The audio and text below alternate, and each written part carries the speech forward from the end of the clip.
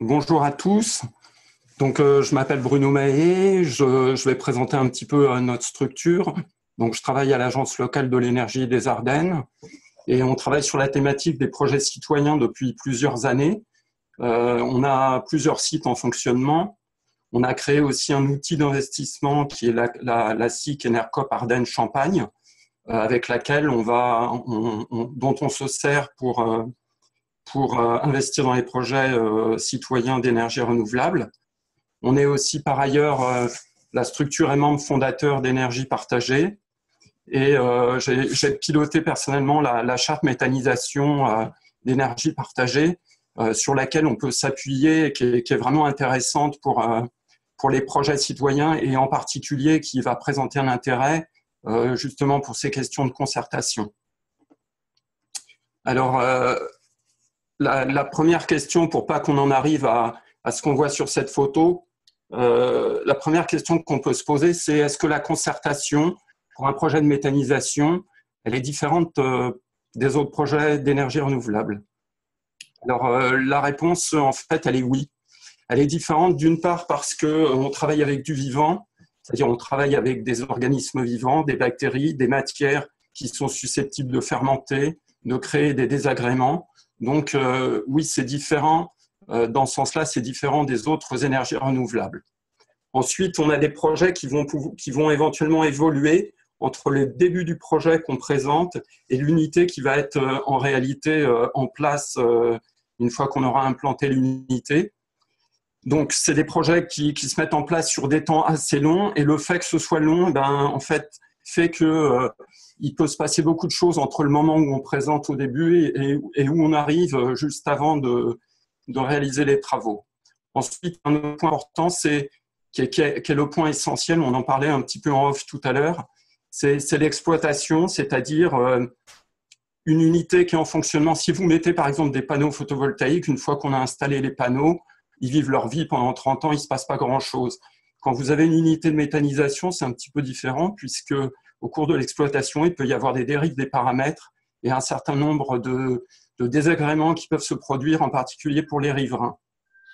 Et la concertation, elle va avoir à prendre en compte à la fois l'implantation, c'est-à-dire qu'est-ce qu'on va mettre, qu'est-ce qu'on va installer dans votre territoire, et également l'exploitation, c'est-à-dire comment on va se servir de cette unité de méthanisation. Et là, on est confronté à quelque chose qu'on ne rencontre pas dans les autres types d'énergie renouvelable. Cette question de l'exploitation, on a essayé de l'aborder dans la charte énergie partagée, notamment par un point qui est important qui s'appelle le comité de suivi. Et ce comité de suivi, il va être chargé chaque année de vérifier que cette charte, que le projet, il conserve bien les caractéristiques qu'il avait au début. Alors évidemment, il y a méthanisation et méthanisation. Qu'est-ce que ça veut dire? Ça veut dire qu'en fonction de la typologie des projets, on va avoir des degrés d'acceptabilité qui vont être différents. Donc, si vous avez des petits projets à la ferme, ça va être plutôt relativement simple de les intégrer. Si vous avez des unités industrielles, ça va être perçu de façon un peu plus problématique puisque les gens vont être plus méfiants. Et cette typologie de projet, en fait, elle va avoir des conséquences sur le classement ICPE, dont dépend en particulier les quantités de matières qu'on a introduites dans l'unité de méthanisation et également la nature des matières. Donc, il va falloir, en fonction de la typologie des projets qu'on va avoir, il va falloir avoir une concertation qui va être adaptée et on va adapter cette concertation. Alors, qu'est-ce qu'elle dit, la réglementation, en ce qui concerne la méthanisation? En fait, il n'y a pas d'obligation de concertation formelle. On a une concertation préalable qui est volontaire, qui concerne les projets qui sont soumis à une évaluation environnementale, en particulier les études d'impact. Donc, ça concerne les ICPE, les méthanisations en ICPE à autorisation ou à enregistrement avec une évaluation environnementale qui est demandée. Donc là, on a une concertation préalable volontaire qu'on va pouvoir mettre en œuvre et qui va être importante parce qu'elle va être un signal à la fois pour les riverains du projet pour dire vous voyez, on n'est pas obligé de faire cette concertation, mais on le fait de façon volontaire. Et en même temps, c'est un signal pour l'administration pour montrer qu'on fait ce travail de bonne volonté, en fait. Alors, cette concertation préalable, elle a pour but d'associer le public à l'élaboration du projet. Donc, il y a 2 cas de figure. Où elle est prévue par le porteur de projet, et à ce moment-là, il va faire une procédure libre. C'est lui qui va choisir ce qu'il va mettre dans cette concertation, le timing, etc. Soit elle va suivre ce qui est défini dans le Code de l'environnement et qui va donner des indications sur le timing, sur la durée, sur ce qu'on va mettre dedans. Autre cas de figure, le porteur de projet n'a pas prévu cette concertation et à ce moment-là, cette concertation, elle peut être imposée par l'autorité compétente et le porteur de projet devra faire cette concertation. Si on regarde les rapports des commissaires enquêteurs sur les projets de méthanisation soumis à enquête publique, lorsqu'il n'y a pas eu cette concertation préalable, on s'aperçoit souvent qu'elle est critiquée, que c'est un point qui apparaît dans le rapport du commissaire.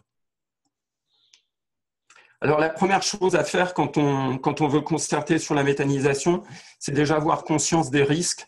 Donc, il faut être capable de connaître les risques, de savoir en parler pour ne pas les nier, mais apporter des éléments de réponse. Alors, en particulier, vous avez des questions d'odeur qui arrivent souvent dans les projets. Les riverains se posent des questions sur ce type de désagrément. Il y a des éléments de réponse, il faut les connaître pour pouvoir en parler.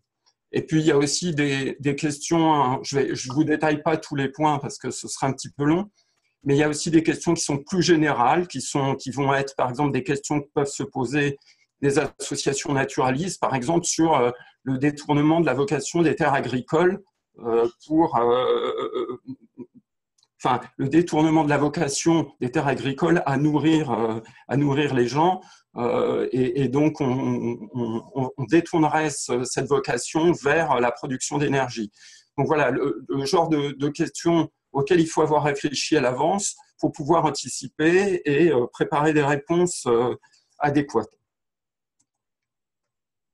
Alors, ensuite, il faut bien comprendre qu'il y a une réglementation qui encadre les projets de méthanisation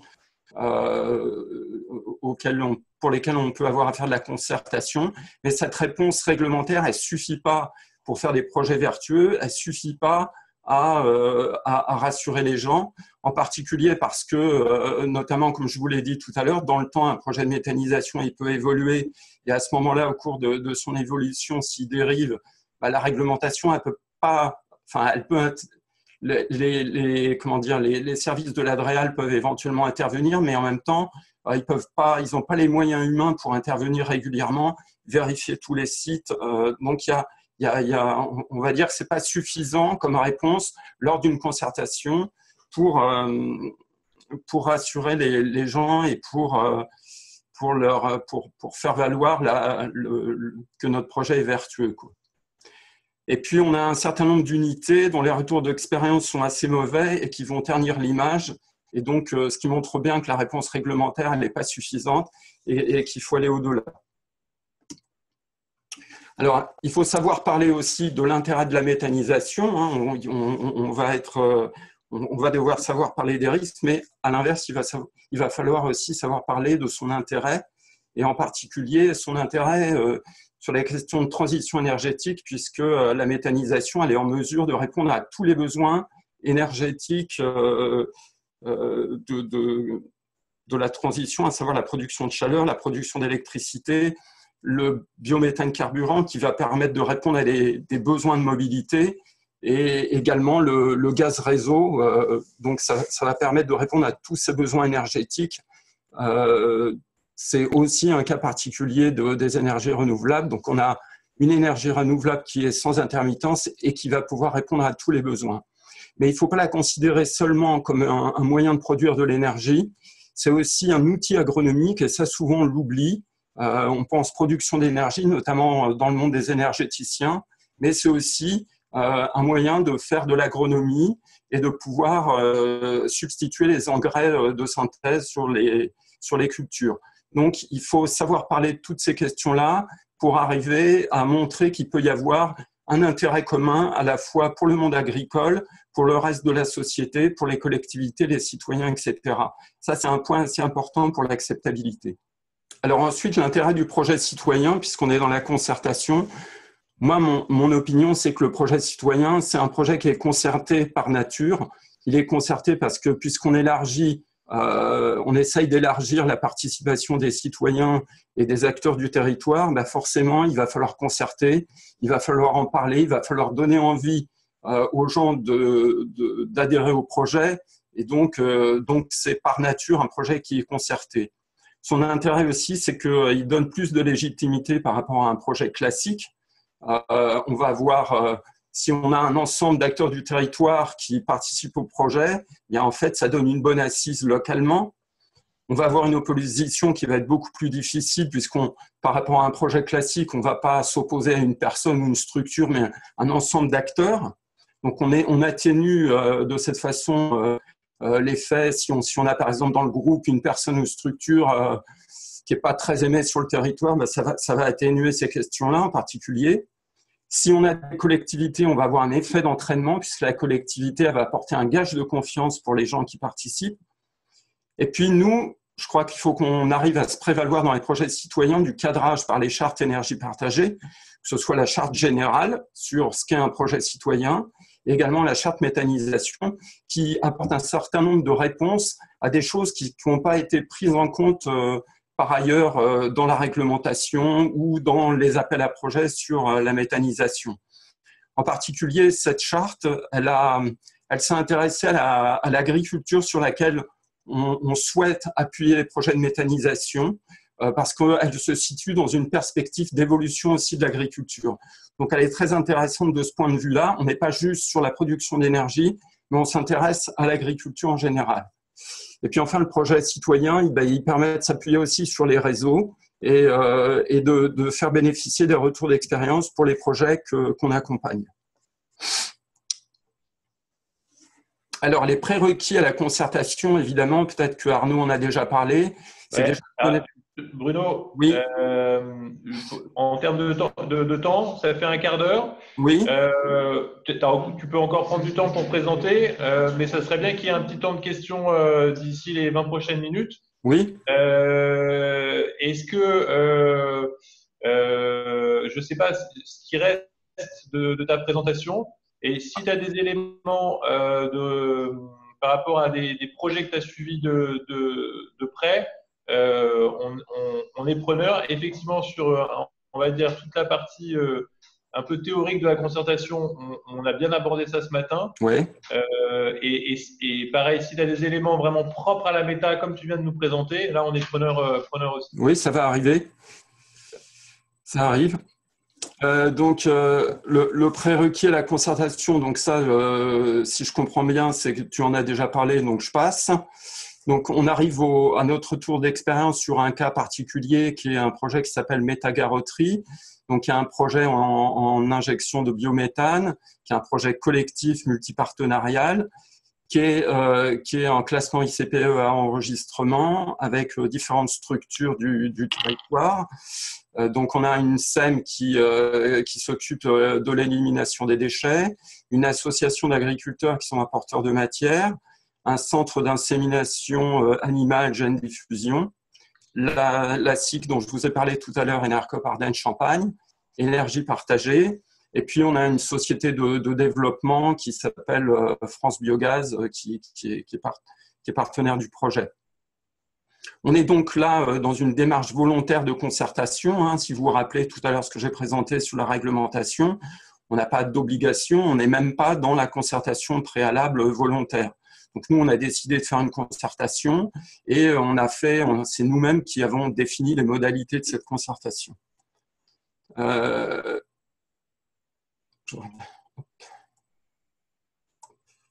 Excusez-moi. Alors, juste pour l'analyse de notre contexte a été le suivant. On avait un certain nombre de points positifs puisqu'on est un département qui est pilote en méthanisation. On a 10 unités qui sont en fonctionnement. La première unité, c'était en 2005. Donc, on a déjà plus de 10 ans d'expérience sur la méthanisation. et donc ont un département qui est plutôt favorable. Et quand la méthanisation s'est mise en place, alors qu'il n'y avait pas de cadre réglementaire, il n'y avait pas d'opposition. Et aujourd'hui, pas d'opposition réellement déclarée, quoi. On était sur un territoire type PCAET et TEPCV, donc ça peut être un plus. Dans notre cas, ça n'a pas apporté grand-chose, mais voilà, c'est un point qui, dans certains cas, peut être intéressant. On est implanté sur un site industriel éloigné du village, donc a priori, les riverains sont suffisamment éloignés pour ne pas se sentir immédiatement concernés. Il y a un besoin du territoire en termes de gestion locale des déchets organiques, puisque aujourd'hui, ces déchets, il y a une bonne partie qui n'est pas valorisée et qui en est en dehors du département, qui est traitée en dehors du département.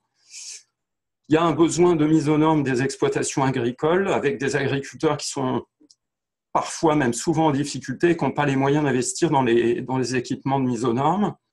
On a des élus qui sont favorables au projet et qui sont des partenaires et des partenaires des projets qui sont des partenaires crédibles, dans le sens où ce sont des structures qui sont solides économiquement, qui sont connues et qui apportent une certaine crédibilité au projet. Et puis on a plusieurs projets citoyens qui sont déjà réalisés, donc ça renforce un petit peu la crédibilité par rapport à l'organisation du projet citoyen. Donc on a des intérêts qui sont partagés par l'ensemble, on va dire, du terrain, c'est-à-dire les agriculteurs, les collectivités, les industriels. Sur les points négatifs, on a un problème d'odeur sur un centre de stockage des déchets. On a parfois des odeurs sur le centre de compostage aussi. Et puis, on a aussi quelques unités agricoles qui posent problème et qui donc donnent un mauvais retour d'expérience. Donc voilà, ça c'est un point négatif. Et puis également, on peut avoir aussi le problème de tension sur un certain nombre de déchets organiques qui vont servir à la ration aussi, au gisement à mettre dans le digesteur, en particulier des issues de céréales qui sont souvent intégrées dans les exploitations agricoles pour compléter la ration en été quand on a moins d'effluents d'élevage. Et puis, il y a une certaine défiance par rapport à la société qui gère les déchets, avec des gens qui pensent que c'est un projet qui échappe aux agriculteurs. Donc, voilà, il y avait un peu ces questions qui étaient des points plutôt négatifs. Alors, comment nous, on a diffusé l'information? On a essayé de cibler l'information pour les différents publics qui peuvent être concernés par le projet, le public qui est directement impacté, ceux qui sont concernés, intéressés ou le grand public. Et là, rapidement, donc, nous, on a fait un site internet qui présente l'intérêt de pouvoir faire évoluer les différents points du projet qui vont évoluer au cours du temps. On a fait un 4 pages qu'on distribue dans les réunions où à chaque fois que le projet est en discussion dans une collectivité ou dans une réunion. On a fait des articles de presse aussi pour le grand public, des articles pour les associations naturalistes. On a fait un bulletin d'information aussi pour les agriculteurs. Ça, c'est important parce qu'en fait, les agriculteurs, il y a beaucoup de bouche à oreille qui fonctionne dans le milieu agricole. Donc c'était important aussi d'avoir cet angle aussi de diffusion de l'information. Nous, on a choisi en général de diffuser l'information en direct, c'est-à-dire on n'a pas d'intermédiaire, c'est les partenaires du projet qui vont intervenir directement sur le projet. Donc, on n'a pas ce risque on va dire, de déformation de l'information et de perte en ligne, quoi. Ensuite, on a fait des réunions publiques. On a fait 2 réunions publiques pendant lesquelles on a proposé aux gens, s'ils le souhaitaient, des visites de sites pour que les gens puissent se rendre compte de ce qu'était la méthanisation, quoi.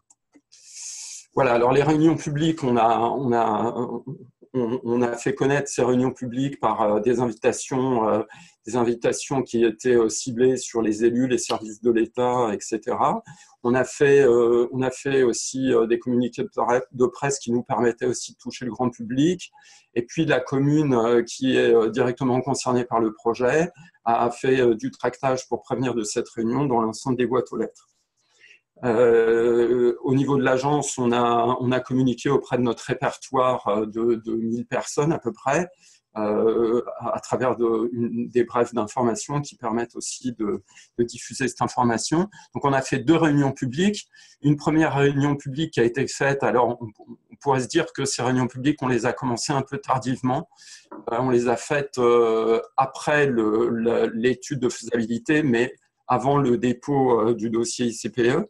Donc, on a eu 50, 60 participants avec quelques questions autour des questions d'odeur, de trafic routier, ce genre de questions qui reviennent assez souvent sur les projets.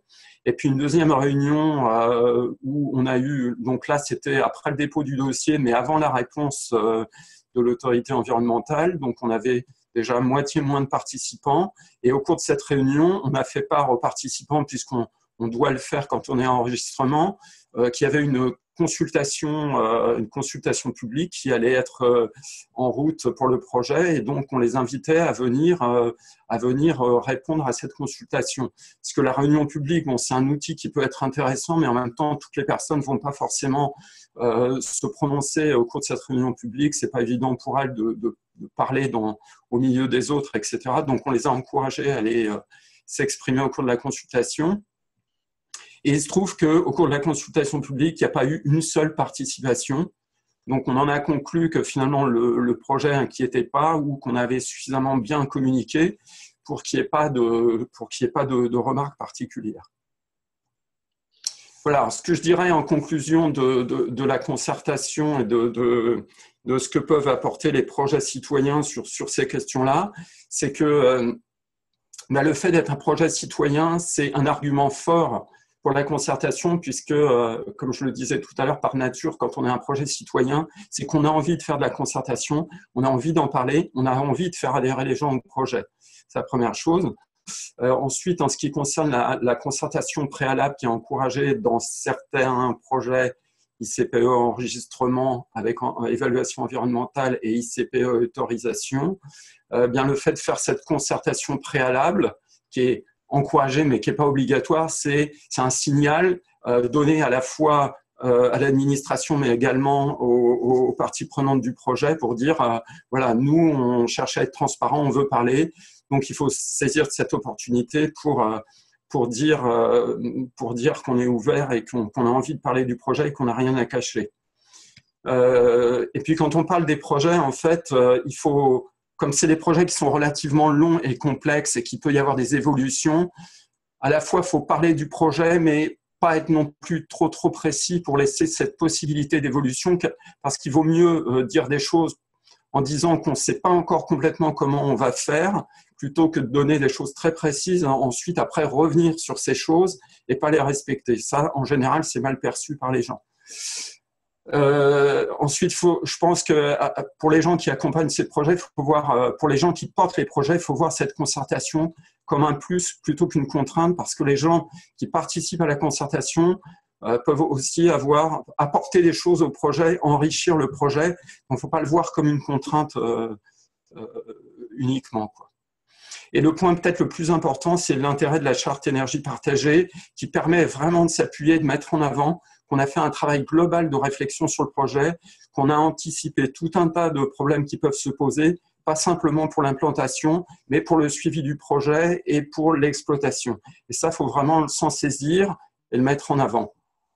Et enfin, donc rapidement, il y a l'outil Metascope qui a été développé par France Nature Environnement et qui est aussi un outil qui a été fait. Bon, il y a eu au moment de la charte méthanisation d'énergie partagée, ils étaient aussi en train de faire cet outil et il y a eu des passerelles entre les deux outils. Et en fait, cet outil il sert aussi pour les riverains. On peut leur proposer lors des réunions de concertation, on leur dit, vous avez cet outil à disposition pour ausculter les projets, pour voir si votre projet, finalement, c'est un projet dont vous devez avoir peur ou pas. Donc voilà, c'est un outil, et le fait de leur apporter comme un élément d'évaluation du projet, c'est une manière aussi de montrer qu'on est ouvert à ces discussions. Voilà, merci de votre attention. Merci beaucoup, Bruno. Voilà, je ne sais pas les questions, à quel moment vous… Bah, écoute, je pense qu'on peut se prendre un petit temps avant de passer à la présentation suivante. Du coup, à vous la parole. Normalement, il nous entend bien. Du coup, vous en êtes tout dans le projet, parce que la dernière diapo, on se comprend, tous les indicateurs sont verts, la population ne se manifeste pas en tout cas contre. Donc là, est-ce que le projet est déjà réalisé ou vous êtes à quel stade exactement? Là, Excuse-moi, Bruno, oui. on prend une série de questions Oui. et ensuite tu y réponds, comme ça on pourra prendre. D'accord. Il y en a d'autres. Ouais. Je voulais te demander, c'est qui est à l'origine du projet, l'impulsion initiale? Moi, je voulais demander qu'on puisse bien cerner le projet, quelles sont les capacités, combien ça représente à peu près de camions par jour et à combien de distance des riverains. En quoi l'odeur de l'ISDND était problématique par rapport au projet de méthanisation? Est-ce que c'était parce que c'était proximité du site? Quand vous avez commencé la concertation, est-ce que le site d'implantation était déjà choisi? Et est-ce que les habitants ont pu prendre des parts dans le projet? Une dernière? Est-ce qu'on peut expliquer l'acronyme ISDND. ISDND, c'est l'installation de stockage de déchets non dangereux. D'accord, ok. Est-ce que le projet acceptait des biodéchets alimentaires et des ménages? Ok. C'est bon? Ce que je te propose, c'est une suggestion, répondre sur les points techniques pour continuer de comprendre sur l'aspect technique et puis et après peut-être sur le montage citoyen. Oui. Je n'ai pas noté les questions, donc il faut que tu me les redises au fur et à mesure. Moi non plus, je ne les avais pas notées. Bon, Là, il y en a un paquet, je n'ai pas tout retenu. Hein. Ouais, bah vas-y, puis tu veux que je te les rappelle maintenant? Oui, ou les gens les reposent, mais D'accord. Alors, il y avait où est-ce que ça en est l'état d'avancement. Il y avait qui était la fonction. Donc, ouais, je vais répondre au fur et à mesure. L'état d'avancement, là on va dire qu'on est en fin de développement. On est en train de finaliser le plan de financement et on en est là. Ok. Qui était à l'impulsion? Alors, l'impulsion, c'est la société LACEM Arcavi qui avait un besoin de valorisation des déchets organiques et donc ils ont associé des agriculteurs au projet. C'est pour ça que je vous disais tout à l'heure, c'était très bien perçu parce que comme ils étaient à l'initiative, certains disaient que c'était un projet qui échappait aux agriculteurs. Voilà, donc nous on a apporté nous en tant qu'ALE, on a apporté la dimension de projet citoyen au projet. Je vous cache pas qu'au départ c'est quelque chose qu'on a tiré parce que c'est des structures qui connaissaient pas le projet. Donc on a un challenge par rapport à ça. On est des acteurs d'horizons différents et bien tout l'enjeu finalement, et on peut-être pas se passer de ça, c'est de réunir des gens qui n'étaient pas forcément convaincus au départ vers quelque chose qui va être citoyen. Alors, puisqu'on est sur les déchets d'Arcavi, c'était bien les déchets alimentaires des ménages ou c'était les déchets verts? Alors, on a un volume de déchets verts qui sont prévus dans le projet, mais on a aussi des biodéchets, des grandes surfaces, etc. Et on réfléchit aussi à la fraction fermentescible des ordures ménagères. Mais ça, comme la collecte n'est pas encore en place, ça ne va pas être tout de suite. D'accord. Et du coup, en termes de volume de camions, est-ce que tu peux nous donner des ordres de grandeur pour qu'on Désolé, j'ai plus le chiffre en tête là, mais parce qu'il y a certains moments de l'année où on va en avoir plus que d'autres. C'est fonction aussi des déchets qu'on va avoir. Et là, sur le gisement des biodéchets, tout n'est pas encore calé parce qu'on n'est pas encore en mesure de faire des conventions avec les producteurs de déchets organiques. Donc, on ne sait pas encore les volumes dont on va disposer. On a dimensionné l'unité pour avoir un certain nombre de déchets, mais on ne sait pas encore les quantités réellement qu'on va avoir. Donc, il y a un côté un peu prévisionnel. On espère avoir une certaine quantité de déchets, mais on n'est pas sûr encore de les avoir. Donc, on a tout un travail de prospection et de sécurisation de ces déchets-là. Donc, sur la question des camions, je ne peux pas répondre avec précision pour l'instant. La capacité de l'installation. Et la capacité de l'installation? Juste sur les biodéchets ou totalement? Totalement. On est à 25 000 tonnes. Ok. Question technique encore, mais sans qu'on y passe trop de temps pour rester sur le sujet de la concertation. Il y avait l'odeur de l'ISDND. ISDND. Oui. Pourquoi c'était un problème? Alors, c'est un problème parce qu'en fait, dans le village où est implantée cette installation, en fait, il y a souvent des odeurs et voilà, c'est un village. Donc, comme c'est géré par la société Arcavi, les gens pouvaient être amenés à avoir des doutes et des craintes par rapport au projet d'implantation de méthanisation qui était prévu et qui était aussi dans lequel la société Arcavi est aussi partenaire du projet. Et c'est dans le même village, du coup? C'est pas dans le même village, non. Et quand vous avez commencé la concertation, le site était déjà choisi? Oui, le site d'implantation était déjà choisi. C'est un site qui est à proximité du site de compostage, donc, dont je vous ai dit qu'il y avait aussi parfois des odeurs qui provenaient de ce site. Donc, on avait un certain nombre de points comme ça qui pouvaient être défavorables au projet, quoi. Et c'est à combien de distance des premières habitations? Premières habitations, elles sont à 450 mètres, 500 mètres, et c'est un des agriculteurs qui est partenaire du projet.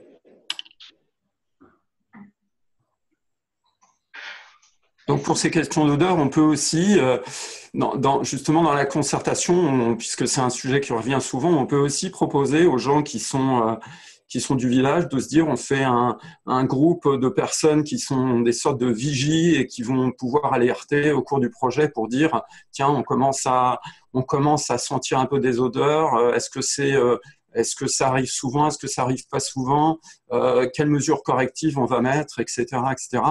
Donc, on peut montrer dans la concertation qu'il y a des moyens à mettre en place pour, si jamais ça arrive, puisqu'on travaille avec des matières qui évoluent et qui sont vivantes, on a un moyen de mesurer finalement ces nuisances. Je pense que pour les odeurs, il serait intéressant de les mesurer avant que le projet se réalise pour avoir un point zéro, parce que si vous avez des mélanges d'odeurs, certains auront au fait d'attribuer ces odeurs à la nouvelle idée de méthanisation, alors que ça peut très bien venir d'une installation agricole ou une installation de stockage des déchets. Alors ça, c'est demandé par la réglementation, notamment pour les ICPE à autorisation, hein. On fait une mesure des odeurs avant projet. Est-ce qu'il y a d'autres questions sur le processus de concertation, la mise en débat? Ouais. Est-ce que depuis, du coup, la phase de développement, il y a des nouvelles oppositions qui sont apparues? Non. Est-ce que les habitants ont pu prendre part financièrement dans le projet, du coup? Alors, pour l'instant, non, mais c'est prévu, hein, parce qu'on n'est pas encore en phase de mobilisation de l'épargne citoyenne. On n'est pas encore dans cette phase-là. On attend un petit peu on préfère attendre que le développement soit quasiment terminé pour faire ce travail-là. Mais il y a des agriculteurs qui sont dedans, à la fois qui sont apporteurs de matière et qui y sont en tant que personnes physiques. Donc, en tant que sociétaire, quoi.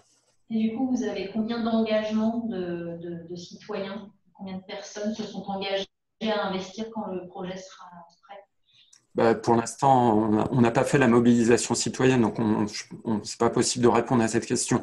Nous pour l'instant, dans la société, on a une ERCOP Ardennes-Champagne, par exemple, qui investit dans le projet, en fait, qui peut servir aussi de structure intermédiaire pour les citoyens qui investissent. Donc, les citoyens prennent des parts dans une ERCOP Ardennes-Champagne, qui, elle, flèche ses parts pour le projet. Donc, il y a deux façons de faire. Soit les gens prennent des parts directement dans le projet, mais la part, elle est à 5 000 €, donc c'est pas évident de pouvoir mettre 5 000 € dans le projet. Et puis sinon, il y a des structures comme Enercop Ardennes Champagne ou Énergie Partagée qui vont être des structures d'intermédiation pour faire participer les citoyens. Et on a une structure de type Cigale, donc un groupe d'investisseurs qui a prévu de rentrer dans le projet.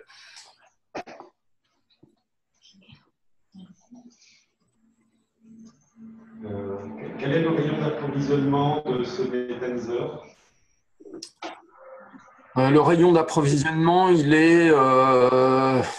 alors, 70% des matières sont des matières des fermes qui se situent dans un rayon de 20 km. Ensuite, après, c'est les supermarchés du département, enfin, ceux qui accepteront de mettre leurs produits dedans, donc ce sont des entreprises du département, et là, on est de l'ordre de la 10, 20, 30 km, quoi. Parce que là, on dérive un peu sur les questions des collègues qui s'intéressent au sujet de la valorisation des biodéchets. Donc, on s'éloigne un peu du sujet, mais je pense qu'on pourrait peut-être éventuellement reprendre contact avec vous plus tard pour discuter de ce sujet-là. Oui. Comme question. Au niveau des collectivités, vous les avez vues très en amont, elles sont parties prenantes. Alors, la communauté de communes Ardennes Métropole, oui, elle a été informée. La communauté d'implantation, la commune d'implantation, elle a été contactée très rapidement puisque ça fait partie des premières personnes, des premières structures qu'on contacte puisque c'est important de parler des projets aux élus tout de suite. Et puis aussi, notamment, on leur a aussi présenté l'étude de faisabilité dès qu'elle a été terminée. Donc eux, oui, ils ont été contactés assez rapidement et ils sont favorables au projet. Ils ne sont pas encore positionnés réellement sur leur participation financière, mais ils sont favorables au projet, donc on est plutôt confiant là-dessus. Ensuite, sur Ardennes Métropole, qui est donc la communauté de communes dans laquelle se situe le projet, on n'a pas de participation qui est prévue de la communauté de communes, bien qu'on soit dans un territoire TEPCV et en plan climat. Et au départ, on devait avoir une participation financière pour l'achat du matériel de déconditionnement des déchets, des biodéchets. Et en fait, finalement, on n'aura pas cette participation financière. Et on devait aussi avoir une avance remboursable. Et finalement, on ne l'aura pas non plus. Donc, on a eu un peu des déceptions à ce niveau-là parce que ce sont des équipements qui coûtent relativement cher et qui pèsent sur l'unité. Et finalement, on a eu des reculs de la part de la communauté de communes. Donc, voilà, ils sont favorables au projet, mais ils ne participent pas financièrement. Une ou deux dernières questions? Juste par rapport au contexte global d'acceptabilité de ces projets, en fait, je ne sais pas dans quelle mesure vous aviez été impliqué dans les autres projets du site de compostage de l'ISDND, mais est-ce que globalement, en fait, la population elle accepte facilement, en fait, vu que ils sont OK pour pas mal de choses, ils ont l'air OK pour partir sur un méthaniseur, ou est-ce que ça avait été compliqué au départ, ou je ne sais pas si vous avez des éléments à partager sur ça. Je n'ai pas bien compris la fin parce que le son était mauvais. Je vais reformuler. Et en fait, on a une classe qui s'installe à côté, ça doit faire un peu de bruit. Est-ce que tu peux le…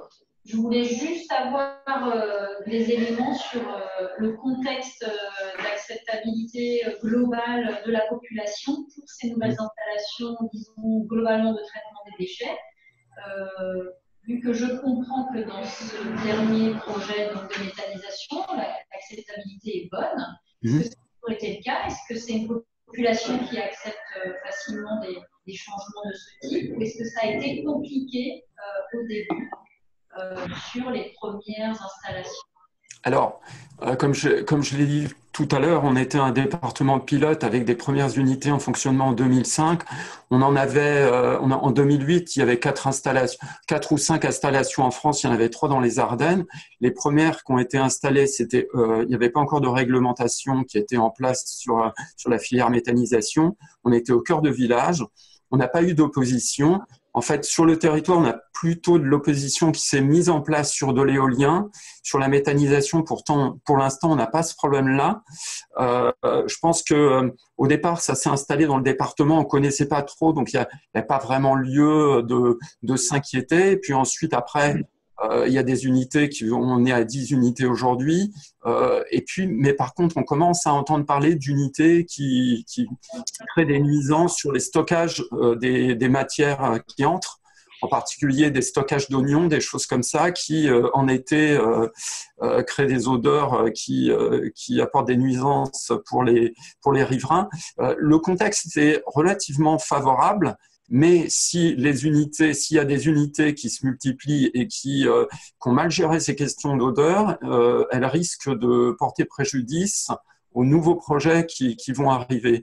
Donc, je pense que sur cette question-là, je dirais que on est dans un territoire polyculture-élevage avec l'agriculture qui est très présente. Donc, quand il y a des projets agricoles, c'est plutôt bien vu, mais il faut pas que les installations ternissent l'image de la filière. Donc, c'est à nous de veiller aussi à ce que les projets se fassent de façon sécure. Merci beaucoup, Bruno. Je pense qu'on pourrait continuer encore la discussion.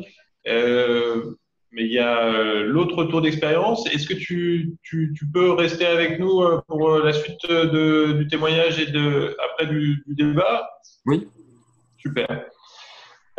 Du coup, je vous propose de passer au témoignage de Renaud Dupuis. Je te laisse la parole. On se donne, du coup, on a vu ça. Je te laisse démarrer, Renaud. Voilà. Et bonjour à tous. Quand j'aurai trop parlé, vous me coupez. Voilà. C'est bon? Ok, c'est bon. On vous a en plein écran. À vous. Bonjour. Donc, je vais me présenter très rapidement. Je m'appelle Renaud Dupuis. Je suis directeur d'une société qui s'appelle Néorama et qui est spécialisée dans la concertation. Alors, pas uniquement sur des projets de traitement de déchets ou de méthanisation, mais sur globalement problématiques liées aux questions d'aménagement du territoire, que ce soit en matière d'infrastructure, d'aménagement urbain, de questions d'eau et ainsi de suite. Est-ce que vous m'entendez bien? Oui. Bon, merci. Voilà, donc on sur notamment la question d'acceptabilité de la concertation liée à l'installation d'incinérateurs ou d'outils de valorisation énergétique des déchets. Je ne vais pas exactement vous parler de ça et je vais vous expliquer pourquoi. Je crois qu'il y a une centaine d'incinérateurs aujourd'hui en France, ou un peu plus 110. Aujourd'hui, on est plutôt dans des questions de renouvellement de contrats que de nouvelles installations où il y a peu de nouveaux projets. Donc, les retours d'expérience sur ces opérations, moi j'en ai accompagné 5 ou 6, mais elles sont assez anciennes. Voilà. Donc, je vais essayer de vous parler d'outils de traitement de déchets et de démarches un tout petit peu différentes en matière de concertation liées à l'acceptabilité. Mais avant de commencer, en allant très vite, moi, je crois qu'il y a 3 éléments qui ont déjà pu été annoncés, je pense, par Bruno juste avant moi et sûrement ce matin dans la question de la théorique un petit peu de la concertation et qu'il faut bien avoir en compte. L'organisation d'un dispositif de concertation, il dépend fondamentalement du contexte dans lequel va s'installer le projet, d'un contexte au sens large. Quelle est l'histoire du territoire? Quelle est l'histoire politique du territoire? Quelle est l'histoire des projets sur le territoire? Quelle est l'histoire des oppositions sur le territoire? Et quelle est un petit peu la cartographie des acteurs? Et pour bien comprendre comment on peut implanter un projet ou comment un projet va s'implanter sur un territoire, il est nécessaire d'avoir une bonne lecture de ces éléments-là. Et je vais l'illustrer par le premier exemple. Ça, c'est le premier point. La deuxième question, c'est la question de la participation. Aujourd'hui, on s'aperçoit que sur tous les processus de participation, je veux dire, globalement, on a à peu près, si on n'y fait pas attention, on a à peu près les mêmes types de participants, des riverains, des associations, et ainsi de suite. C'est-à-dire qu'il y a des formes de concertation aujourd'hui qui sont très organisées de cette manière-là. Et je pense qu'un des véritables enjeux de la concertation, c'est d'aller chercher au-delà, Bruno en a parlé tout à l'heure, d'aller chercher le territoire et de trouver des formes de concertation qui permettent à l'ensemble du territoire de participer. Voilà. Ou d'un territoire suffisamment large.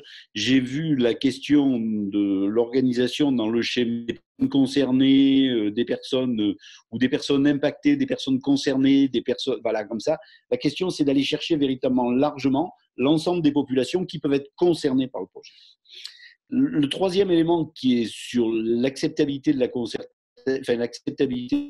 concertation, c'est véritablement d'avoir de se dire que la concertation peut et va sûrement modifier un certain nombre d'éléments du projet, l'accepter dès le départ et bien donner une lisibilité du processus de concertation.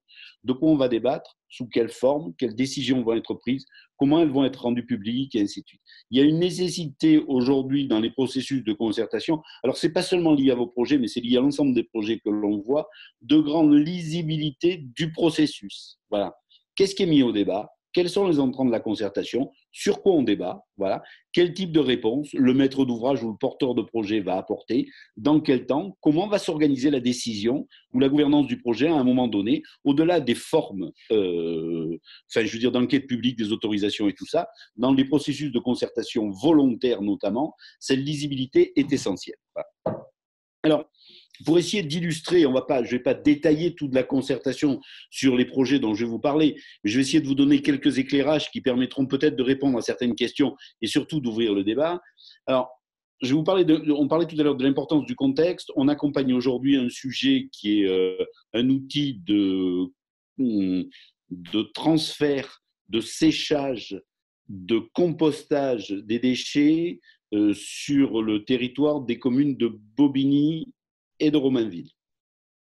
C'est pour le SICTOM de l'agglomération parisienne. C'est une grosse unité qui est destinée à accueillir en gros 350 000 tonnes de déchets, tout l'est de l'agglomération parisienne.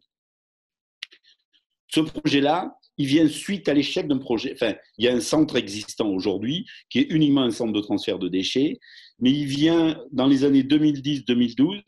Il y a eu un projet de méthanisation sur ordures ménagères, voilà, qui a été repoussé par le territoire. De fortes oppositions, un recours au moment suite à l'enquête publique, recours qui a abouti et qui a amené le SICTOM à renoncer au projet. Donc, quand on repart sur un territoire comme ça, il est évident que le contexte pèse énormément. Voilà. Et le choix qui a été fait pour repartir sur un équipement qui n'est pas de la méthanisation, mais qui est totalement autre chose, qui est à la fois du compostage de déchets, du transfert de déchets verts, du séchage d'ordures ménagères et du transport par barge, mais une grosse installation. Le parti pris, on a une concertation préalable dans le cadre de l'article L127 du environnement, premièrement. Deuxièmement, on a connu du projet, on a saisi la Commission nationale de débat public qui a désigné un garant sur cette opération.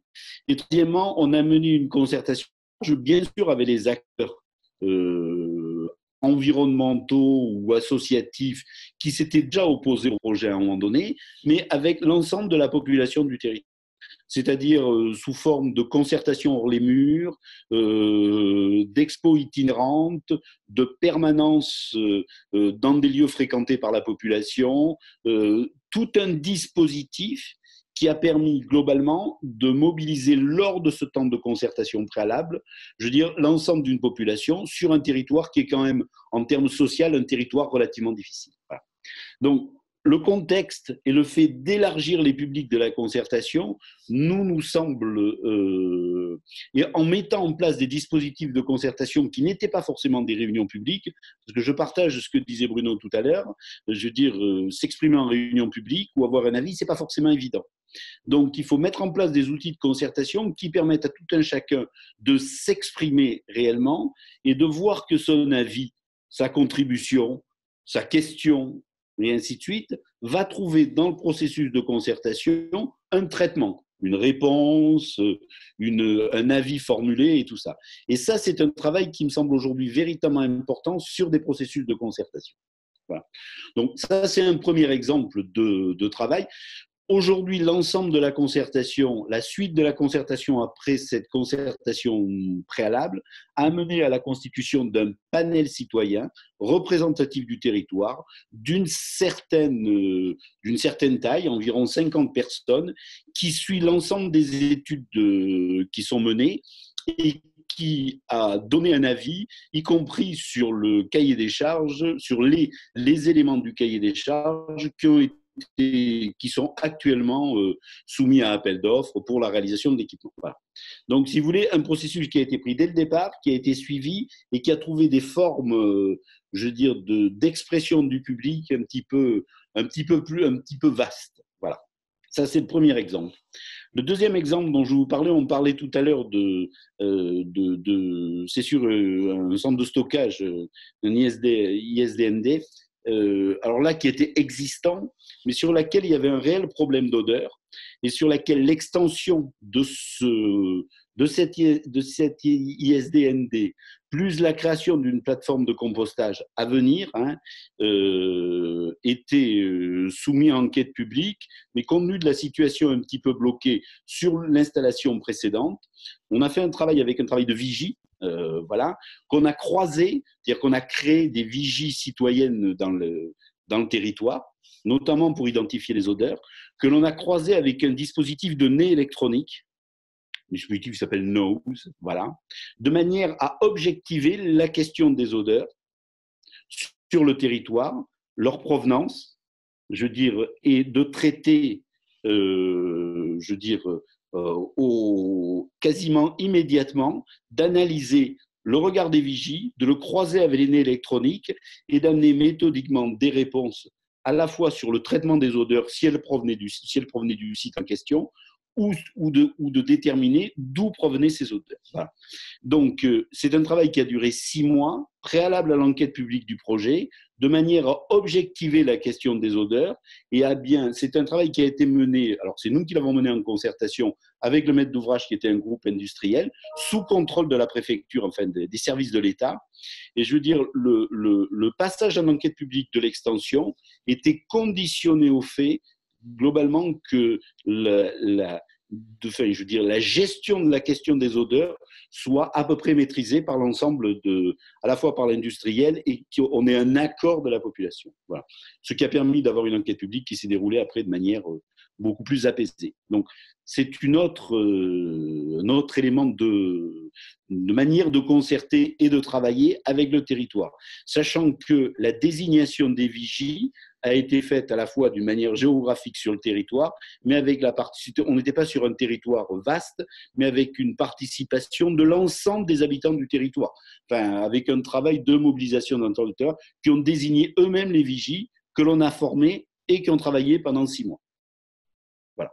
Donc, bon, voilà. Et maintenant, le troisième exemple, avant de vous donner j'en ai d'autres exemples, mais avant de vous donner la parole, le troisième exemple, et c'est pour revenir à ce qui a été dit sur la méthode qui a été mise en place sur la méthanisation. On intervient actuellement sur une méthanisation, je veux dire, ancienne, qui est dans le Maine-et-Loire, qui a eu énormément de problèmes, qui a été monté par un industriel, vendu à un autre industriel, et qui aujourd'hui est dans une situation de rejet, enfin, il y a des problèmes d'exploitation et une situation de rejet des populations. Donc, on a rebâti actuellement un dispositif de participation, dans un premier temps avec les riverains, pour essayer de rétablir un dialogue de confiance autour de... Il y avait une clique qui existait, qui se réunissait une fois par an. On a laissé cette institution, enfin cette organisation-là, mais parallèlement à ça, on a mis en place un groupe contact avec l'ensemble des riverains pour essayer au fur et à mesure de montrer ce que l'industriel faisait, mais de prendre en compte les demandes des riverains. Et parallèlement à ça, on a fait un travail beaucoup plus élargi avec les élus et le territoire pour réfléchir à un projet de territoire autour de la méthanisation, mais aussi en même temps autour d'un projet d'énergie renouvelable sur le territoire. Donc, c'est pour montrer un petit peu au travers de ça que même sur un projet compliqué à certains moments ou qui avait un vécu compliqué, on peut repartir sur une démarche destinée à rétablir un dialogue de confiance, à condition de ne pas rester dans une confrontation unique, enfin, de traiter le problème des riverains, mais de ne pas rester dans cette confrontation unique qui est souvent difficile à gérer, à la fois pour le porteur de projet et pour ceux qui sont en face. Arnaud ? Ouais, merci beaucoup Renaud. Est-ce que tu as fini de ton côté ou tu t'es... Alors moi j'ai fini, j'ai d'autres exemples, mais c'est peut-être intéressant qu'on puisse échanger.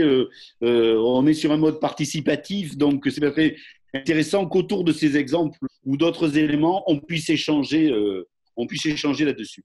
Super.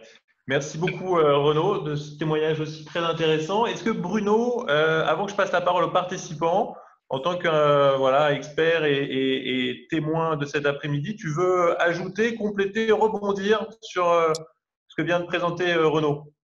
Juste peut-être sur son dernier exemple que je trouve assez courageux, qui est de reprendre un projet qui était en mauvaise voie. Je pense que c'est plus difficile de reprendre un projet puisqu'il y a un arriéré qu'il faut remonter. Donc on part de beaucoup plus loin et voilà. Bon, moi j'ai pas cette expérience-là, mais je trouve intéressant de voir qu'un projet qui est mal engagé, on arrive à désamorcer tout ce qui était négatif pour repartir dans la bonne direction. C'est intéressant de voir que c'est possible de le faire. Mais je pense que dans ce cas-là, la question de la crédibilité de la personne qui reprend le projet et qui va apporter les nouveaux éléments, elle va être importante, quoi. Si c'est les mêmes personnes qui parlent, etc., je pense que c'est pas évident, quoi. Non, mais alors, juste pour amener un élément de précision, ça a nécessité aussi dans la gouvernance de celui qui avait repris l'installation, enfin, dans l'organisation de celui qui avait repris l'installation, de changer un petit peu d'interlocuteur, nécessairement, voilà, et là, pour le coup, il y avait un certain nombre de fonctions, notamment du stockage de déchets verts en extérieur qui posaient problème, voilà, pendant la période de construction, d'arrêter le stockage de déchets verts, qui semblait poser un problème, et ainsi de suite, pour bien séparer un petit peu tous les problèmes et les sources de nuisance, voilà, et pour essayer de...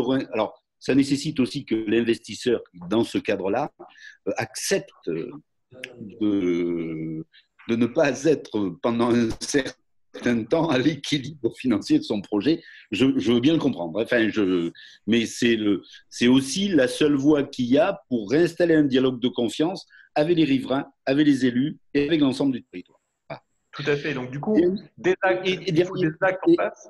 Il faut des actes en place et il faut du formalisme dans les actes. Parce que, je veux dire, il faut de la traçabilité et du formalisme. C'est-à-dire, quand on fait une réunion de concertation sur un sujet donné, hein, on envoie les documents avant, les gens ont eu le temps d'en prendre connaissance, il y a de vraies invitations avec un véritable ordre du jour, les ateliers de travail sont organisés, il y a un compte-rendu qui est donné dans les 48 heures, qui est rendu public. Enfin, je veux dire, c'est des exemples un peu ça paraît anecdotique, mais c'est extrêmement important pour rebâtir de la confiance. Ouais. Merci beaucoup. Un complément encore. Est-ce que, en tant qu'assistant à maîtrise d'ouvrage dans la concertation, par exemple, dans le cas que tu viens d'évoquer, est-ce que tu peux nous dire deux mots de ton rôle pour aller voir le maître d'ouvrage et lui dire, là, il faut tendre l'oreille, il faut écouter, il faut entendre, il faut agir en réponse si vous voulez rétablir la confiance. Est-ce que ça a été ton rôle ou est-ce qu'il l'a compris et entendu de lui-même? Dans un premier temps, le maître d'ouvrage était dans une posture en disant on a investi plus d'1 million d'euros sur le site qu'on vient de récupérer, ça devrait permettre de rassurer la confiance. Nous sommes allés voir l'ensemble des associations du territoire, on est allé voir les élus, on a fait un bilan un petit peu, on avait bien dans l'idée que ça ne suffirait pas. Voilà. au travers de ces éléments-là, on a organisé une séance de travail avec des élus, avec des associations et le maître d'ouvrage, voilà, sur une forme de séance de travail, voilà, qui a permis au maître d'ouvrage de se rendre compte que sans explication de l'investissement et sans un certain nombre de mesures, le dialogue de confiance serait difficile et que les opposants continueraient sur une stratégie presse, ils étaient autour de la table, donc ils ne l'ont pas caché, destinée à pointer tous les manquements réels ou supposés du maître d'ouvrage.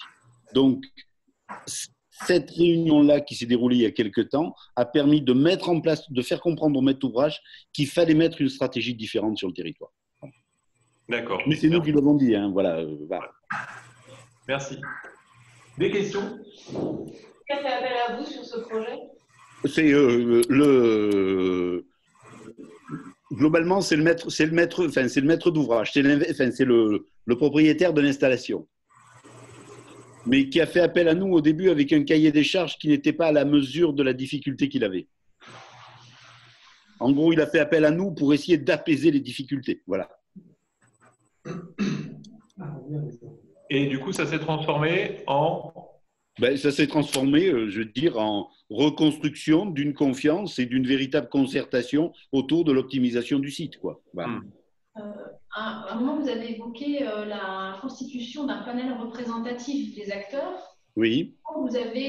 Quelle méthode vous avez utilisée pour constituer ce panel-là et comment vous avez réussi à en mesurer ou en tout cas en garantir la représentativité?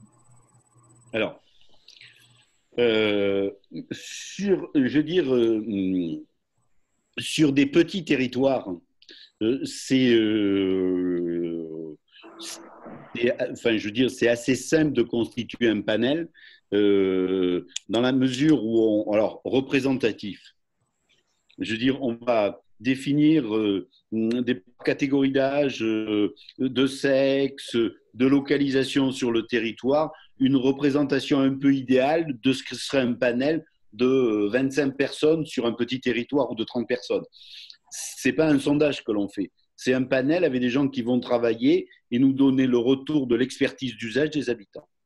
Sur le sujet dont je vous parlais, vous connaissez sûrement Romainville, Bobigny, Noisy-le-Sec et tout ça.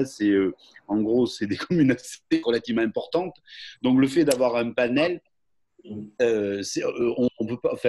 c'est d'avoir 50 personnes qui, globalement, représentent géographiquement le territoire et en termes d'âge et de sexe, à peu près le territoire. On n'est pas rentré dans les origines sociales et ainsi de suite. Voilà. Comment on fait? On a fait un recrutement, on a lancé un appel à candidature, on a doublé ça d'un travail sur fichier pour appeler des gens.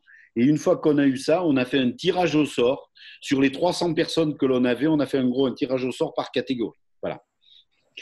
Juste un élément, comme le panel citoyen, c'est quand même une instance qui travaille, voilà, et qui a une régularité de travail parfois assez forte. Enfin, on se réunit là sur le projet. Il y a des moments où on s'est réunis une fois par mois, voire une fois tous les 2 mois. Les membres du panel sont défrayés. Je préfère le préciser. C'est-à-dire qu'on les défraie de leurs frais de déplacement pour venir travailler et de ce qui pourrait être, par exemple, les frais de garde d'enfants si on va avoir des mères de famille ou des pères de famille. Voilà. Ça fait partie des coûts de la concertation. Ça fait partie des coûts de la concertation et au moins ça évite un certain nombre de questions, ça évite un certain nombre de difficultés. Enfin, je veux dire, il faut que le cadre de leur travail soit bien précis. Voilà. Ce n'est pas une rémunération, c'est uniquement un défraiement qui leur permet de participer à ça. Les réunions se passent en soirée, globalement entre 19h et 21h ou 21h30, voilà. Et les frais de déplacement pour venir au lieu de réunion est l'équivalent d'une garde d'enfants ou voilà, est donné à chacune des personnes. Même ceux qui ont. Comment? Même ceux qui n'ont pas d'enfants? Même ceux qui n'ont pas d'enfants. C'est un site en fer, c'est familial. Si vous voulez, le projet de programmation pluriannuelle de l'énergie a travaillé aussi avec un panel citoyen au niveau national, un panel citoyen qui était de 400 personnes, hein, qui a dû se réunir 2 ou 3 fois et qui a été de la même manière rémunéré et ainsi de suite. Je me permets, c'est un retour d'expérience sur la PVE. Il se trouve que la Commission nationale du débat public était aux manettes et oui. Le président de la CNDB était dans le panel. Alors, nous, on a un tout petit peu réagi sur ce truc-là parce qu'on s'est demandé comment il avait été fait ce panel. Alors, attendez, je porte pas du jugement sur l'élément. Enfin, je veux dire, c'est un exemple, ce n'est qu'un exemple. Hein. Mais ce que je veux dire, c'est que c'est très important de bien expliquer et être transparent sur la façon dont on constitue, par exemple, son panel. Parce que nous, quand on a vu ça, on s'est dit, mais c'est une blague, c'est impossible. Bon, après, si vous voulez, globalement, sur le panel que l'on a fait là, sur Romainville-Bobigny, entre le téléphone, les inscriptions et tout ça, on avait 300 personnes que l'on a classées par catégorie et après, on a fait du tirage au sort. Après, voilà, c'est un outil hyper intéressant, mais d'une part un peu lourd budgétairement et en termes d'animation. Donc, il faut en avoir les moyens. Et ce que je vous disais tout à l'heure, des outils comme celui-là, c'est une sorte d'outil où on vient du coup, alimenter la réflexion du projet. On vient prendre la température en faisant travailler, réfléchir ensemble une diversité de populations. Mais ça ne vaut pas concertation avec l'ensemble de la population. Ça reste, nous on appelle ça des outils un peu laboratoires. Ça ne s'adresse qu'à une trentaine de personnes qui vont nourrir la réflexion de manière objectivée, apporter de la matière. Mais ce n'est pas en faisant travailler 30 personnes qu'on peut dire on a concerté avec 400 000 personnes. Non, mais ça, on est totalement d'accord. Enfin, je veux dire, je mentionnais seulement cet outil. Cet outil, il est arrivé après des ateliers de la concertation hors les murs et ainsi de suite. Hein. Fait, ouais. Voilà. Donc, c'était qu'un outil complémentaire, mais c'est un outil qui peut exister. Autant je ne crois pas au fonctionnement unique du panel citoyen, autant je ne crois pas non plus au fonctionnement unique de la réunion publique, qui est un lieu où seuls ceux qui sont habitués s'expriment, quoi. Il faut varier les formes et les lieux de concertation pour permettre à l'ensemble de la population de trouver un lieu où s'exprimer. Et ne pas oublier que le numérique, même s'il n'aura, est aussi un autre lieu d'information, de questions, de réponses aux questions, de débats et tout ça.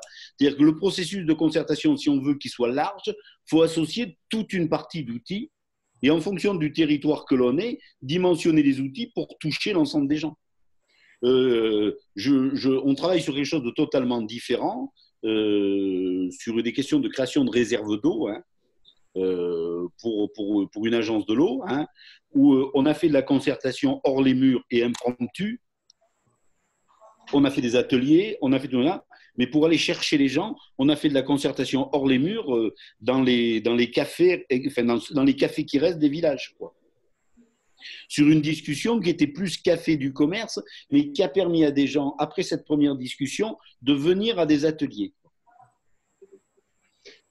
Sur le projet de Romainville-Bobigny, le coût global du projet d'investissement, vous avez un ordre d'idée? Oui. Alors, le coût auquel il sortira, je ne peux pas vous le dire. Le coût d'objectif fixé par la collectivité, il est public. Enfin, non, on ne sait pas, voilà, c'est 350 millions d'euros. D'accord. Et le coût de la concertation, voilà, là aussi un ordre d'idée, quoi. Le coût de la concertation préalable, enfin de la concertation préalable, après la concertation, le projet, il va durer 8 ans. Hein. Oui. Donc, je ne peux pas vous dire quel sera le coût en 2020 et quelques. Hein. Le prix de la concertation préalable, c'est environ entre 4 et 600 000 euros. Ok, merci. Parce que tu parlais là, du fait que c'est des outils qui peuvent être chers, etc. Mais après, tout dépend. Ça c'est de l'investissement, parce que j'ai pas dit cher, hein. J'ai dit lourd à utiliser. C'est pas très léger. Tu sors pas ça du chapeau facilement. Non, mais effectivement, c'est à proportion de l'investissement qui est fait et là, ces ordres de grandeur sont significatifs. pendant longtemps, dans les professionnels de la concertation sur tout ce qui était infrastructure routière, ferroviaire, etc., se battaient sur le 1%, quoi. Si on consacre 1% du montant d'investissement à faire du vrai débat public sur les territoires pour parler des infrastructures qu'on veut y construire, ça serait énorme, ça serait super. Et bon, ça n'a jamais été 1%. Mais si vous voulez, moi, j'ai fait pas mal de débats publics sur des questions de type infrastructure ferroviaire, notamment sur les voies ferroviaires de l'ouest de la France, le TGV, la ligne à grande vitesse Tours-Bordeaux et les projets Bordeaux-Espagne, Bordeaux-Toulouse et ainsi de suite. Bon, on est sur des projets sur l'investissement est important, donc le coût de concertation, le coût de débat public et le coût de concertation est important. Mais au regard je pense que j'ai un chiffre juste comme ça, le coût des études entre le débat public et l'enquête publique, c'est-à-dire surtout de la définition, par exemple pour le grand projet ferroviaire du Sud-Ouest, entre le débat public et le dossier d'enquête publique, c'est-à-dire pour passer de la voie de passage au tracé, le coût des études, de mémoire, je crois que c'est 70 millions d'euros. La concertation d'accompagnement qui a duré 4 ans a dû peser 2,5 millions d'euros par rapport à 70 millions d'euros d'études. Et là, je ne parle pas de l'investissement de la réalisation. Est-ce que vous avez d'autres questions sur ces processus, ces outils? Là, en plus, vous avez un tiers. Enfin, vous avez deux personnes qui se sont positionnées en tiers indépendant dans les… Ouais, j'en ai une là comme ça, Renaud. Comment,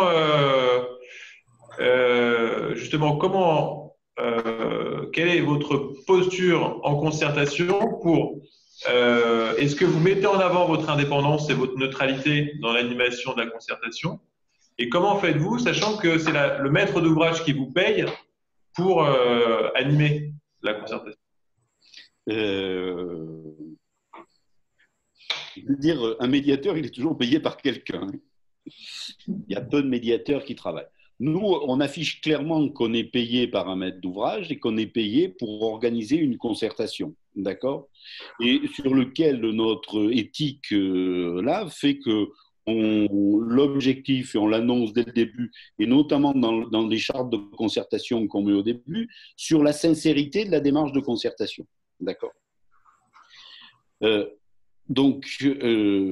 on se positionne en tant qu'animateur, même si parfois c'est difficile par rapport à un maître d'ouvrage, sur des éléments symboliques. Je parle dans des réunions publiques sur l'égalité des temps d'intervention, sur le fait dans les réunions publiques, sur des sujets un petit peu sensibles, que ce soit en concertation préalable ou hors de concertation préalable, de donner des temps d'intervention qui soient équivalents à chaque représentant, y compris quand il y a des opposants au projet et tout ça, qui nous semble être une des conditions de réussite de la concertation. Voilà. Quand vraiment les sujets sont très compliqués et sur lesquels il y a une nécessité d'avoir un regard très extérieur là-dessus, on n'hésite pas à recourir ou à pousser le maître d'ouvrage à prendre un garant nommé par la CNDP et rémunéré par la CNDP, qui peut mobiliser la CNDP sur de l'expertise indépendante. Voilà. De manière très claire. On vient de faire une concertation préalable sur une voie de contour, enfin, sur un projet de mobilité durable autour du bassin d'Arcachon, qui était un sujet extrêmement conflictuel. On a convaincu, une fois l'analyse de contexte effectuée, on a convaincu le maître d'ouvrage de saisir la CNDP et que la CNDP nomme un garant indépendant. Voilà. Ça a été très utile dans le débat. Et comme il y avait des points de cristallisation, l'expertise indépendante d'experts nommés par la CNDP pour venir sur certains ateliers a été, à mon avis, un élément de facilitation de ce débat qui a permis quand même de sortir sur un projet de mobilité durable, je veux dire, relativement consensuel. Très bien. Ça tombe très bien. Je leur parlais du garant, mais je n'avais pas d'exemple concret. Nous, on a actuellement 5 débats avec garant. terminée ou en cours. Hein, voilà. Et je trouve que c'est une bonne méthode, hein, pour justement avoir une personne qui va pas se prononcer sur le fond, mais qui va se prononcer sur la forme de la concertation et qui va être vigilant à ce que l'ensemble des questions posées en concertation trouvent bien une réponse. Et du coup, j'ai une petite question, une clarification entre le rôle du coup des garants et le rôle des professionnels de la concertation. Si je comprends bien, le professionnel de la concertation, il va essayer de faire aboutir le projet, alors que le garant va s'assurer qu'il y a une concertation, quitte à ce que ça ne fonctionne pas. Je vais pas être… je pense que c'est pas exactement la bonne définition, mais voilà. Le professionnel de la concertation, il est là pour qu'il y ait une concertation organisée, effective, qui permette à ce que le maître d'ouvrage, si vous voulez, on arrive au bout à un bilan de la concertation qui représente l'expression de l'ensemble des opinions du territoire, et donc qui fasse que le projet qui rentre en concertation ne soit pas exactement le même que celui qui va en sortir. Voilà. Le garant de la concertation, son objectif, c'est par rapport à une charte et un certain nombre de règles, hein, c'est que la concertation, se soit déroulée de manière effective, sincère et équitable. Voilà. Du coup, moi j'ai une question un peu tordue, Renaud, tu m'en excuses, mais je ne résiste pas à te la poser. En tant que professionnel de la concertation, oui, est-ce que tu te situes au service de l'échange et du débat et de la démocratie locale, ou est-ce que tu te situes au service du projet et de son aboutissement? C'est une bonne question. Alors, il y a deux éléments qu'il faut prendre qu'il faut prendre en compte. Nous, de manière claire et précise, on ne va pas sur des projets sur lesquels on ne croit pas qu'ils aient une certaine réalité. Ce qui évite de se faire de nœuds de cerveau à certains moments. Voilà. Alors après, on est au service de l'accomplissement du projet dans le cadre de la concertation. Et on est les premiers, à certains moments, à inciter fortement nos maîtres d'ouvrage à prendre en compte la concertation dans l'élaboration de leur projet, c'est-à-dire à être en capacité de modifier leur projet. D'accord ? Oui. Sachant qu'une concertation préalable, ce n'est pas une concertation sur l'opportunité. Hein. Voilà. Est-ce que tu peux préciser ça? Si vous voulez, quand on fait une concertation, ça peut porter. Quand on fait une concertation préalable sur un sujet, on considère moi je considère que le projet, il a une certaine réalité. Qu'il se réalise ou qu'il ne se réalise pas, ça sera la décision du maître d'ouvrage à l'issue de la concertation préalable. Mais on n'est pas sur un débat public. Par exemple, là, dans le projet, c'est l'opportunité du projet. Et quand il y a des projets où il n'y a pas eu suffisamment de débat sur l'opportunité du projet, est-ce que ça ne vient pas trop polluer le débat sur le projet? Si, ça… Alors après, faut voir la question de l'opportunité, comment elle est posée. Si c'est l'opportunité de le faire, le projet de manière générale, ou si c'est l'opportunité de faire le projet à cet endroit-là, ce qui n'est pas exactement la même chose. Ouais, merci, ça fait des échos à ce qu'on disait ce matin. Si vous voulez, je prends un exemple. Et alors, ça peut paraître un peu biscornu comme exemple, mais quand il s'agit d'outils de traitement de déchets, quand il y a une planification autrefois départementale, aujourd'hui régionale, sur les modalités de gestion des déchets sur le territoire, de déchets ménagers, on va déterminer des besoins en capacité d'enfouissement, d'incinération et ainsi de suite. Moi, je considère que le débat qui doit y avoir lieu sur le plan fixe le cadre de la réalisation du projet. Donc après, on peut avoir une discussion sur le type de projet et l'endroit où le mettre. Ça, oui. Mais sur le besoin, là, si vous voulez, le plan départemental ou le plan régional ou le volet du SRADET déchets là-dedans va fixer le cadre d'implantation de ces deux. C'est pour ça que le débat sur le plan régional des déchets est essentiel. Et c'est très bien parce que ça fait parallèle avec ce qu'on disait ce matin, comme quoi les plans relatifs aux énergies renouvelables, c'est des steps en amont, des projets éoliens, etc. Là, c'est pareil, le plan des déchets, c'est ce qu'on amont des projets déchets. Ouais, je ne sais pas si tu as entendu Renaud, mais ça fait écho à ce qu'on disait ce matin, et en gros de dire on ne peut pas redébattre du schéma régional énergie à chaque fois qu'on ouvre un débat sur un projet d'énergie renouvelable sur un territoire. Alors, la question sur laquelle on peut débattre, c'est est-ce que le projet qui est soumis, il est cohérent avec ce plan, d'une part. Est-ce que le projet, dans sa forme, il est cohérent avec le territoire, il ne doit pas avoir des aménagements en fonction de l'usage et ainsi de suite, mais qu'il y ait un projet qui rentre dans le schéma, ça a déjà été débattu ailleurs. Sinon, ça… Vous voyez ce que je veux dire? Juste pour quand même moduler un peu ça, je pense qu'on ne peut pas faire le parallèle entre le plan déchets qui va dire finalement le besoin en certaines unités de traitement, il y aura peut-être au niveau régional besoin d'une dizaine d'unités en tout. Il y en a déjà 8 qui existent, donc il faut qu'il y en ait 2 qui soient créés. Donc là, voilà, c'est un débat qui est régional. Donc là, en effet, on ne va pas redébattre de savoir s'il faut ou pas 2 unités en plus sur le niveau régional. Mais quand on est sur des questions énergétiques, je pense qu'à mon sens, il y a quand même, si on y arrive, une étape territoriale à faire en plus. Oui. Parce que le SRADET va dire qu'il faut tant d'installations ENR que ça va suffire à dire bon, il n'y a plus de débat. Non. On ne peut pas faire le parallèle entre les deux approches. Mais je veux dire, je suis fait. Mais si vous voulez, il faut que la concertation, elle porte bien sur le bon objet, quoi. Voilà.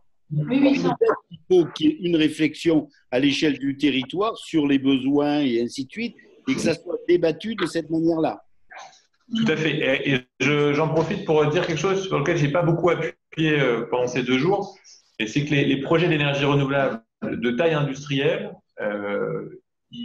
en impactant le territoire, du coup, ils ont une dimension aménagement du territoire qui est importante. Donc, on n'est pas que sur la production ENR et transition énergétique, on n'est pas que sur des retombées économiques locales, développement local, on est sur de l'aménagement du territoire avec vaste questions qui touchent les PLU, les SCOT, qui touchent… voilà. Et ça, c'est une énorme matière au débat et c'est ça qu'on peut venir interroger quand on commence à parler de sites, d'implantation, d'endroits. Il y a cette dimension-là qui est importante et qu'il faut savoir porter. Et du coup, il n'y a pas qu'une dimension énergétique au projet, quoi. Mais si vous voulez, c'est assez important. Alors, je n'ai pas d'exemple de ce type-là, mais juste un petit élément de la concertation sur le projet de territoire autour de l'eau, sur le projet autour de la création ou de l'optimisation de réserves d'eau sur lequel on travaille. La concertation préalable a fait émerger des questions autour d'initiatives connexes au projet en lui-même. Et la concertation peut aussi servir à faire…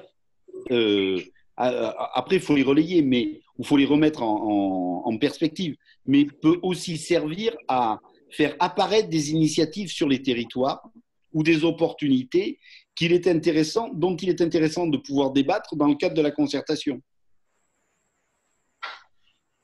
Est-ce que vous voyez ce que je veux dire? J'ai entendu des oui. Oui. Bon, c'est-à-dire que, par exemple, là, il y avait une question sur du tourisme nature permis par le projet de sécurisation d'un barrage et ainsi de suite. Je veux dire, il était intéressant de pouvoir mettre en parallèle la concertation sur le projet, des opportunités de développement touristique que ça pouvait amener, enfin, d'une forme de tourisme, voilà, et donc de travailler aussi sur les usages, et ainsi de suite. C'est-à-dire que la concertation, ce n'est pas forcément un champ fermé sur lequel on ne travaille que sur le projet en lui-même. Si ça fait apparaître des opportunités pour le territoire, il ne faut pas avoir peur d'ouvrir le débat sur ces opportunités-là. Merci. Est-ce que vous avez d'autres questions pour Bruno ou pour Renaud? Juste une petite information. Le projet qui était en échec là, dans le Maine-et-Loire, c'était un méthaniseur ou un incinérateur? Non, c'était un méthaniseur. Méthaniseur. Et ce n'est pas le méthaniseur. Enfin, c'est pas l'installation de déchets ménagers de tri mécanique ou de tri mécano-biologique d'Angers. Hein. Voilà. D'accord. Merci. C'était la question. Juste pour toute précision, je veux dire, il est encore en difficulté ce projet, mais progressivement, on est en train de reconstruire du dialogue autour de ce projet et ça se passe plutôt pas trop mal. Voilà. D'accord. Et tu travailles dans la région Grand Est? Non. Non, vous entendez mon accent, moi je suis du sud-ouest. Non. Non, mais si, on travaille on travaille pas très loin de chez vous, un peu au sud, voilà. Donc, et on travaille un peu partout en France, voilà. Sur un projet de méthanisation également. Très bien. Bon, écoutez, je pense que s'il n'y a plus de questions, on va passer à la dernière séquence de la formation. Messieurs, on vous remercie fortement pour vos témoignages. Voilà, je retranscris comme je peux avec ma webcam, mais vraiment merci beaucoup de ces 2 témoignages qui ont fait écho à la formation. Portez-vous bien, bonne concertation. Bonne fin de journée. Merci à vous. Merci.